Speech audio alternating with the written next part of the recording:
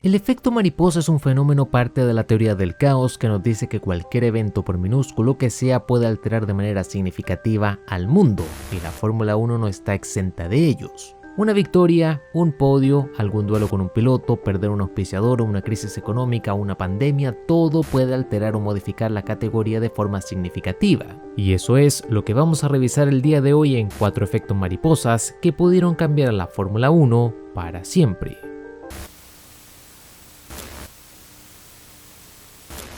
Lotus fue uno de los equipos más exitosos e históricos de la categoría reina, moldeándola con sus múltiples avances tecnológicos que los transformaron en el rival a vencer. Durante la era turbo, los 80 fueron competitivos junto a Renault y Honda, pero en 1989 la categoría tendría uno de sus cambios en regulaciones más grandes hasta el momento. Las bestias turbocargadas de más de 1000 caballos de fuerza se iban dejándole el terreno a los motores naturalmente aspirados de 3.5 litros, lo que facilitaba la construcción de motores más simples y baratos, atrayendo muchísimos fabricantes a la categoría como Judd, Yamaha, Lamborghini o Subaru. Lotus terminó perdiendo su contrato con Honda y se vieron forzados a montar motores Judd, con el cual solo vivieron calamidades. Tenían 80 caballos de déficit contra los poderosos motores V10 de Honda, por lo que no es raro que Nelson Piquet solo rescatara puntos en 5 grandes premios, mientras que Satoru Nakajima solo lo hizo en una ocasión. Sufrieron una infinidad de retiros y además vivieron la vergüenza de no clasificarse al Gran Premio de Bélgica, terminando la temporada en la 6ª posición en constructores.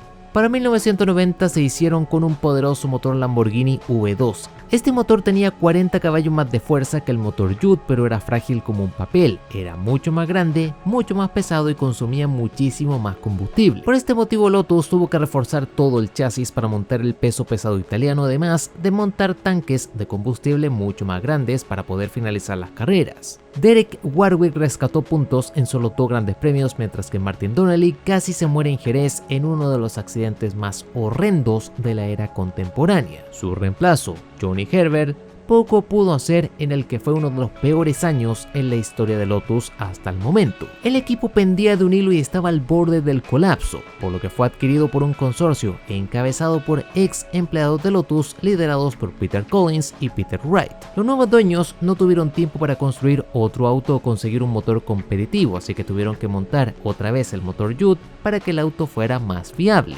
En una temporada de transición, donde Lotus solo rescató puntos en San Marino, siendo capitaneados por un joven Mika Häkkinen, teniendo en el otro asiento a un Julian Bailey que solo llegó a inyectar dinero al equipo clasificándose solo un gran premio. Lograron el objetivo de que el auto fuera más fiable, pero era extremadamente lento. Collins y Wright estaban en la obligación de conseguir un motor más competitivo si querían salvar el equipo, e intentaron hacerse otra vez con los motores de Honda para 1992, pero el gigante japonés solo estaba enfocado en suministrar motores a McLaren. Pero en la misma tierra del sol naciente darían con la gema que tanto estaban buscando: un motor de Fórmula 1 construido entre el más grande de los secretismos por solo 4 ingenieros de Isuzu, todo a espaldas de sus jefes. Este era el P799WEV12.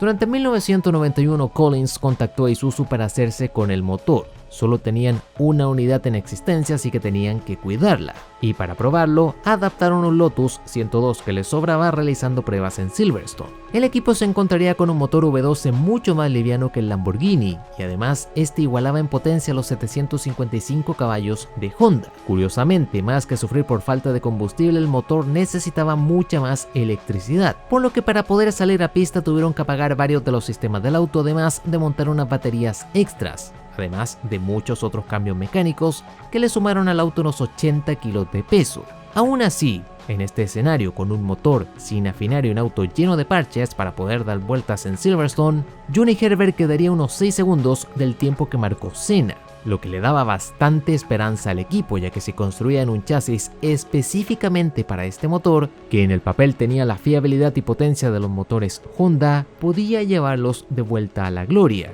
además de poder firmar un acuerdo comercial con Isuzu que los mantuviese en la Fórmula 1 sin mucho problema. Parecía que iban a volver finalmente a su forma original, pero entonces sucedió. La economía japonesa venía en declive, pero un duro golpe al mercado bursátil sepultó 4 grandes bancos que devastaron la economía japonesa, en un fenómeno que se conoce como la década perdida. Con la economía en ruinas, Isuzu, como otras compañías japonesas, no podían permitirse el invertir en un proyecto tan frívolo como es la Fórmula 1, por lo que tuvieron que sepultar el prometedor motor P999WE. Mientras tanto, Lotus vio cómo el apocalipsis económico nipón les arrebató la única chance que les quedaba para poder sobrevivir, colapsando finalmente en 1994, donde llegaron a tener 7 pilotos en una última temporada donde terminaron sin puntos como no clasificados en el Mundial de Constructores.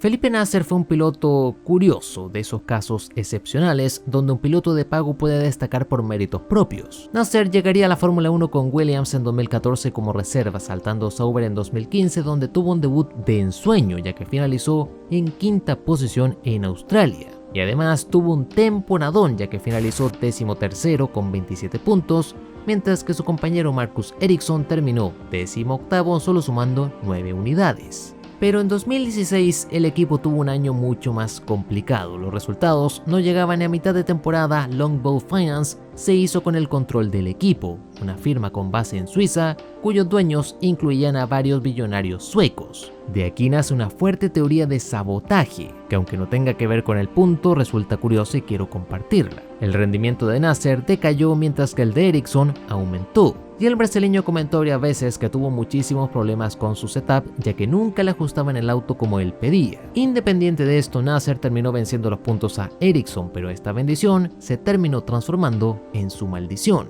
Gran Premio de Brasil 2016. Un grandísimo diluvio provocó varios incidentes, autos de seguridad y banderas rojas. Un caótico escenario que el brasileño supo aprovechar para colarse en la 9ª posición en casa, todo en la penúltima carrera de la temporada 2016. Su auspiciador principal, por cierto, Banco do Brasil, no veía la opción de renovar con él en Sauber, por lo que le estaban buscando un asiento libre y uno de sus asientos estaba en mano.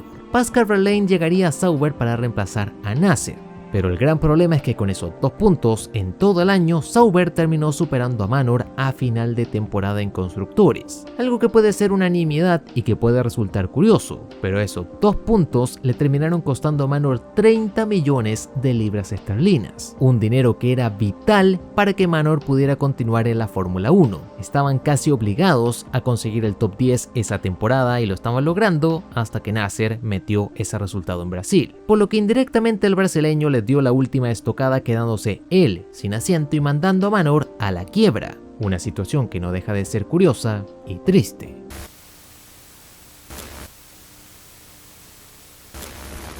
Dan Ticktum es una personalidad peculiar y polémica que vivió una situación bastante curiosa en su frustrada trayectoria hacia la Fórmula 1. Como todos los pilotos, fue ascendiendo por las fórmulas inferiores, siendo integrado al programa de jóvenes pilotos de Red Bull en 2017. Aquel año ganaría el Gran Premio de Macao y en 2018 entró a la Fórmula 3, pilotando para el equipo Motopark. Hasta la mitad de la temporada llevaba 5 poles, 3 victorias y varios podios que lo tenían en la parte alta, separados por solo un punto de Marcus Armstrong de Prema, por lo que era uno de los grandes candidatos para conseguir el título. Mientras tanto, Mick Schumacher se encontraba en una lejana 8ª posición a 53 puntos de la cima. Ticktum por entonces ya sonaba para tomar el asiento vacante de Toro Rosso para 2019 y para conseguirlo tenía que salir campeón para conseguir los puntos necesarios de la superlicencia. Pero, ¿qué fue lo que pasó? Mick Schumacher desbloqueó el Ultra Instinto ganando 7 de las últimas 15 carreras, proclamándose campeón de la Fórmula 3 con 365 puntos versus los 308 de Ticktum. El polémico británico no se quedó callado y cuestionó el dominio tardío de Mick Schumacher en la Fórmula 3, diciendo que él no ganó el título porque su apellido no era Schumacher, sembrando la duda de que tanto Mick como Robert Schwarzman, compañero en Prema del alemán, que paréntesis terminó tercero con 294 puntos, estaban usando autos ilegales. Por estas acciones, Christian Horner comentó en la rueda de prensa del Gran Premio de Rusia que Ticktum usaba la boca antes que el cerebro, y que además necesitaba mucho más desarrollo ya que se encontraba a años luz del nivel de la Fórmula 1. Una solución para lograr los puntos era participar en la Fórmula 3 asiática. El problema es que Ticktum descubrió que la categoría no daba puntos de superlicencia, saltando a la Super Fórmula japonesa, donde tuvo una campaña desastrosa. logrando solo un punto en 3 carreras. Red Bull terminó deshaciéndose de Ticktum mientras que recapturó a Alex Albon, que ya se preparaba para correr por Nissan en la Fórmula E, pero que para su propia sorpresa terminó debutando con Toro Rosso en 2019. Ticktum por su parte terminó como piloto de desarrollo de Williams, además de correr para Dams y Carlin en la Fórmula 2 sin pelear el título, para luego ir a la Fórmula E, donde ha pasado sin pena ni gloria pilotando para NIO. Mick Schumacher mientras tanto siguió con su ascenso y luego de terminar 12º en su primer año en Fórmula 2, conquistó el título con Prema en 2020, dando el gran salto a la Fórmula 1 con Haas en 2021, donde estuvo 2 años destrozando autos sin parar. Pero aún así logró el sueño de muchos pilotos de las categorías inferiores, debutar en la Fórmula 1, ocupando actualmente el rol de piloto de reserva tanto en Mercedes como en McLaren.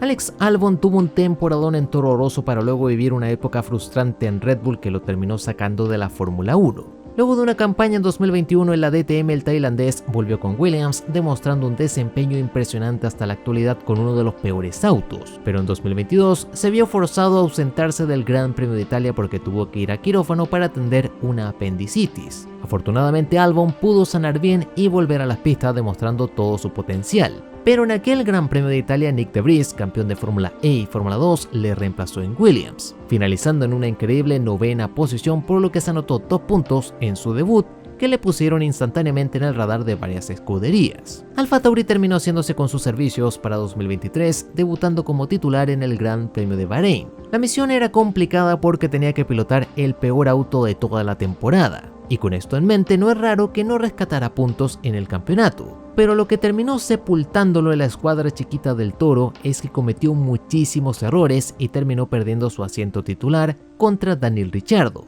que volvía a Fórmula 1 luego del fiasco que sufrió en su última temporada con McLaren. Pero lo que nadie se esperaba es que el australiano iba a durar bastante poco en la categoría, ya que durante el caótico Gran Premio de Países Bajos se terminó rompiendo la mano, por lo que se vio forzado a retirarse momentáneamente mientras se recuperaba de su lesión. Toda esta situación le terminó abriendo la puerta a una joven promesa del equipo junior de Red Bull, Liam Lawson, que estaba en la Superfórmula japonesa, y que además tuvo que debutar en uno de los fines de semana más caóticos donde las condiciones no pararon de cambiar. Aún así lo hizo impecable y rescató una decente 13ª posición, dándose el lujo de pelear hasta con Leclerc. Y en Singapur incluso eliminó de Q3 a Max Verstappen, el campeón mundial, que junto a Checo Pérez sufrió bastante con su RB19 Marina Bay. Pero lo más importante de esa carrera es que logró finalizar en 9ª posición consiguiendo 2 puntos de oro. Toda una cadena de sucesos que solo fue posible gracias a la apendicitis que sufrió Alex Albon en el Gran Premio de Italia. Y esos son algunos de los efectos mariposas que me resultan más interesantes de Fórmula 1. Obviamente faltó uno recontra conocido, pero por eso mismo lo quité, el de Michael Schumacher llegando a Fórmula 1 porque Gachot terminó en la cárcel. Pero tal vez lo cuento en una segunda parte, por lo que te invito a dejar en comentarios más efectos mariposas que consideres interesantes en Fórmula 1. Por mi parte me despido dándole las gracias a todos los miembros del canal que hacen posible contenido como este, y además, si quieres apoyarme de manera gratuita puedes hacerlo suscribiéndote, dejando tu like y dándole a la campanita, que me ayudaría bastante. Ya sin más, soy Spectrox, te mando un grandísimo saludo y nos vemos en el siguiente video.